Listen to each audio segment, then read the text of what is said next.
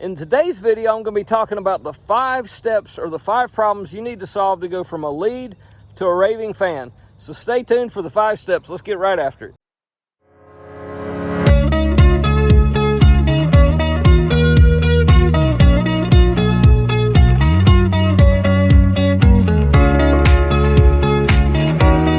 Hello friends, I'm Dan Hilsman bringing you another episode of Agent Owned Brokerage. If you want to know all about eXp Realty and pro tips for growing your real estate business, then hit the subscribe button and tap the bell so you get notified each time I upload a new video.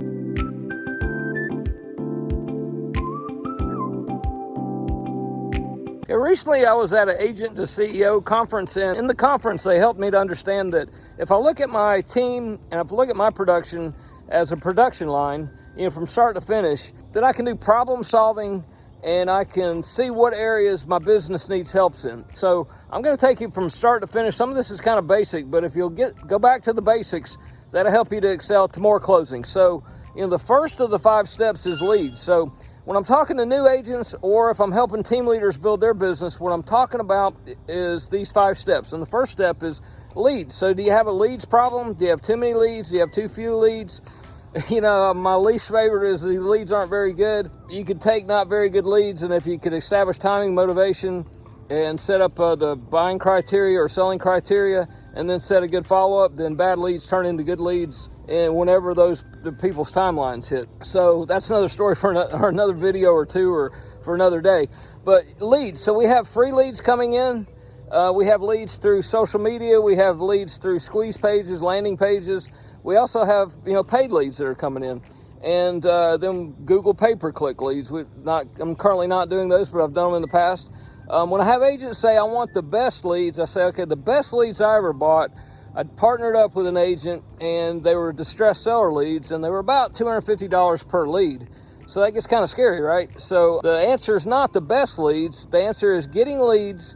And then that's step 1. So let's get the leads coming in. And then in step 2, we're going to talk about going from lead to a prospect. And then that'll help you to understand the quality leads that you do or do not have, and then turning not so great leads right now into really good leads in the future. So do you have a leads problem? Where would you rate yourself on leads on a 1 through 10? So you can put that down in the comments, or you can reach out to me and I'll be happy to dig down a little bit deeper on that. So now let's look at step number 2.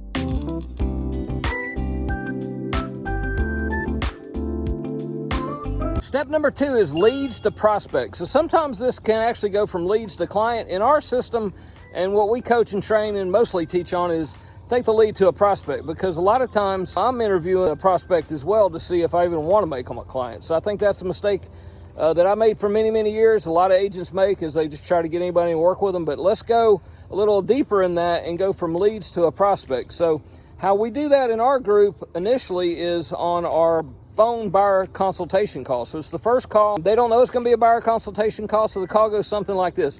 Hey, this is Dan Hilsman, just reaching out to you really quick. I want to thank you for registering on my website. I want to make sure that we send you properties that fit your exact home buying criteria. And so just a couple of minutes to ask you a couple quick questions. And then I go into the questions.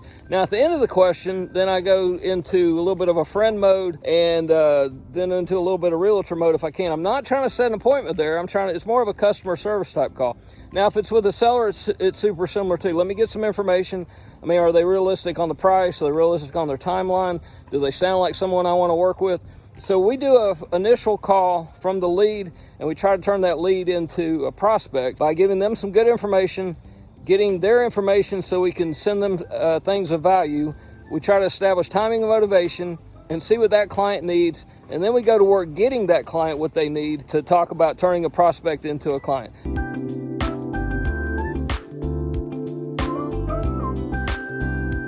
Now let's look at step number 3. So prospect to client. So on the prospect to the client, this is super important, because after we dig a little deeper, sometimes we don't want to make that prospect a client. So 2 things that usually determine that are pain or pleasure for the prospect. So what are their reasons that they're moving? A good example for a buyer is if they don't have to move, they live with family or relatives. That's not great. Unless they're tired of living with their family or relatives, then it could be great. But initially, if they're just there and they're semi-happy and they can move whenever they want, that's not great. I'd rather have a lease end or them to have a house to sell, so we have some timing and motivation. So what we're doing on these calls is we're establishing what pain or pleasure is driving the decision for the buyer or seller. Also on buyers, what we do is we have a really good VIP buyer benefits package. So it's a one-page form that when we give this to buyers, I've rarely ever had a buyer tell me no at that. I don't think I've ever had a buyer. I've been doing this a long time. So tell me no. Never had a buyer to tell me no. The reason for that is on this one-page list, we list out 14 things that we do for the buyer, and there's 3 different bonuses that if we decide to work together, if I decide to work with them and they decide to work with me, then they have all these benefits that we list out on a one-page form that we hand to the buyer. And I've had such surprising results. I mean, one time it was cold and I handed it to the wife. I asked her to read it while they're on the way to look at the next house. They're following me, the husband's driving. By the time she got out of the car, I was like a whole nother person. She's like, wow, you're gonna do all this for me. So big deal, but it's part of the process in turning that prospect into a client. A lot of benefits that we have is the VIP buyer benefits package. And also for sellers, we give them things of values and presentations as well that we'll talk to next about. And the next step is going from a client to a closing.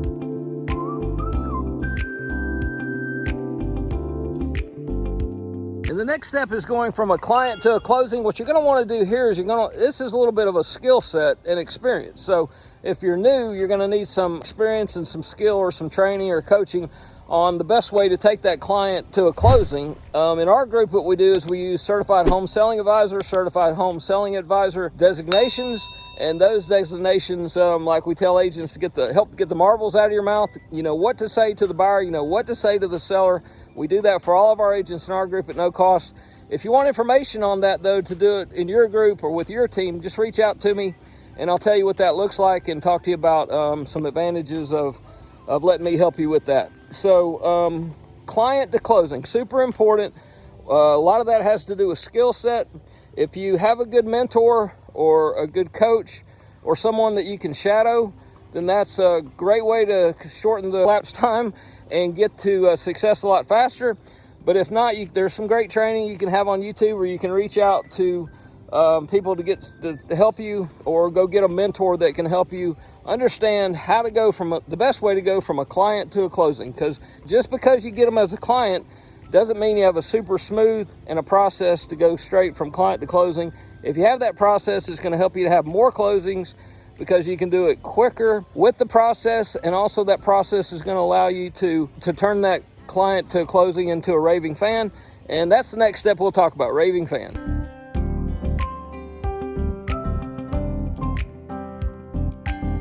Now you've gone through the first 4 steps, and now you've had a closing, and now you need to turn that client that's now closed into a raving fan. That actually does start with the first call or the first part of the process. So there's things that we can teach you along the way that we do. Some of it is just in my initial conversation goes something like this. If it's a buyer or seller, hey, I'm gonna do a great job for you, and to do a great job for you, super important to me. I'm gonna help you get the best house at the best price with the least amount of hassle, or I'm gonna help you get your home sold under their terms, because sometimes home selling is not about the price.